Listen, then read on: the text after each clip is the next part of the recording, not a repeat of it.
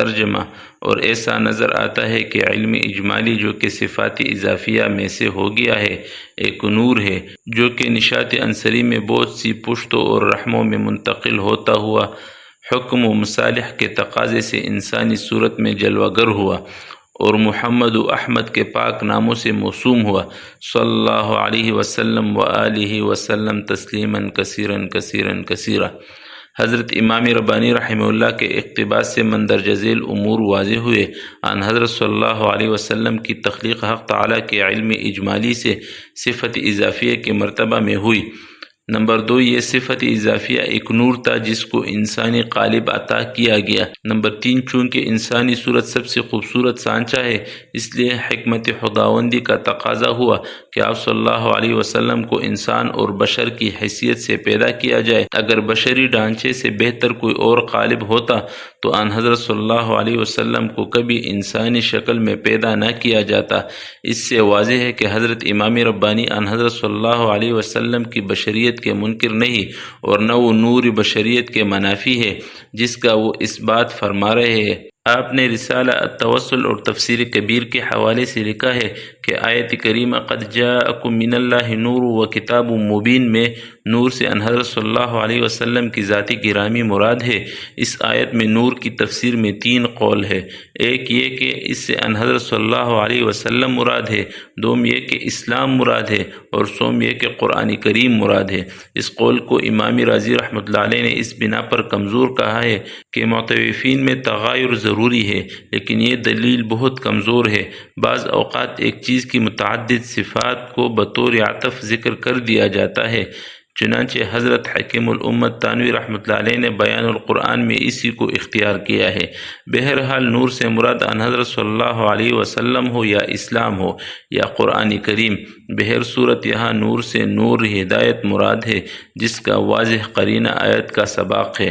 يهدي به الله من اتبع رضوانه سبل السلام ويخرجهم من الظلمات إلى النور بإذنه ويهديهم إلى صراط مستقيم۔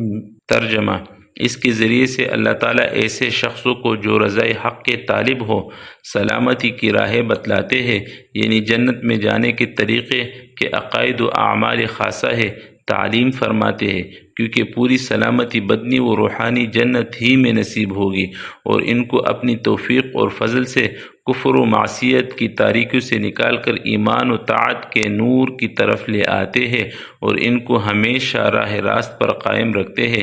امام رازی رحمۃ اللہ علیہ فرماتے ہیں۔ ترجمہ: آن حضرت صلی اللہ علیہ وسلم اور اسلام اور قرآن کو نور فرمانے کی وجہ ظاہر ہے کیونکہ ظاہری روشنی کے ذریعے آنکھیں ظاہری اشیاء کو دیکھ پاتی ہے، اسی طرح نور باطن کے ذریعہ بصیرت حقائق و معقولات کا ادراک کرتی ہے۔ علامہ نصفی رحمۃ اللہ علیہ تفسیر مدارک میں لکھتے ہیں۔ ترجمہ: یا نور سے مراد حضرت صلی اللہ علیہ وسلم ہے کیونکہ آپ صلی اللہ علیہ وسلم کے ذریعے ہدایت ملتی ہے، جیسے کہ آپ صلی اللہ علیہ وسلم کو چراغ کہا گیا ہے۔ قریب یہی مضمون تفسیر خازن، تفسیر بیضاوی، تفسیر ساوی، روح البیان اور دیگر تفاسیر میں ہے۔ اسی کی طرف اشارہ کرتے ہوئے میں نے لکھا تھا، جس طرح آپ صلی اللہ علیہ وسلم اپنی نوع کے اعتبار سے بشر ہے، اسی طرح آپ صلی اللہ علیہ وسلم صفت ہدایت کے لحاظ سے ساری انسانیت کے لیے مینار نور ہے۔ یہی نور ہے جس کی روشنی میں انسانیت کو خدا تعالیٰ کا راستہ مل سکتا ہے اور جس کی روشنی ابد تک درخشندہ و تابندہ رہے گی۔ لہٰذا میری عقیدے میں آپ صلی اللہ علیہ وسلم بیک وقت نور بھی ہے اور بشر بھی۔ میری ان تمام معروضات کا خلاصہ یہ ہے کہ ان حضرت صلی اللہ علیہ وسلم کی بشریت دلائل قطعیہ سے ثابت ہے، اس لیے ان حضرت صلی اللہ علیہ وسلم کے لیے نور کی صفت ثابت کرتے ہوئے آپ صلی اللہ علیہ وسلم کو انسانیت اور بشریت کے دائرے سے خارج کر دینا ہرگز صحیح نہیں۔ جس طرح آپ صلی اللہ علیہ وسلم کی رسالت و نبوت کا اعتقاد لازم ہے، اسی طرح آپ صلی اللہ علیہ وسلم کی انسانیت و بشریت کا عقیدہ بھی لازم ہے، چنانچہ فتاوی عالمگیری کے حوالے سے یہ نقل کر چکا ہوں۔